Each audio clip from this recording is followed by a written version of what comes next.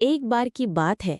एक व्यापारी एक दूर के गांव से व्यापार करके अपने घर लौट रहा था। दोपहर का समय था। सूरज सिर पर चमक रहा था और गर्मी बहुत ज्यादा थी।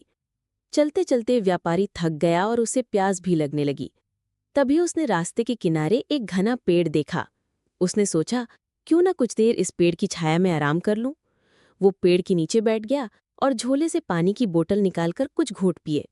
तभी उसकी नज़र पास की झाड़ियों पर पड़ी। वो झाड़ियां थोड़ी अजीब सी हिल रही थी, जैसे वहां कुछ छिपा हो। व्यापारी थोड़ा चौकन्ना हो गया, लेकिन उसकी जिज्ञासा बढ़ती जा रही थी। वो धीरे धीरे उठकर उन झाड़ियों के पास गया और उन्हें हटाने लगा। जैसे ही उसने झाड़ियों को एक तरफ किया, वो चौंक गया। उसके सामने एक पुरानी सी गुफा का द्वार था, जो आधा मिट्टी और पौधों से ढका हुआ था। व्यापारी ने चारों ओर देखा, वहां कोई नहीं था। उसका दिल जोर जोर से धड़कने लगा, लेकिन साहस जुटाकर उसने गुफा के अंदर झांका।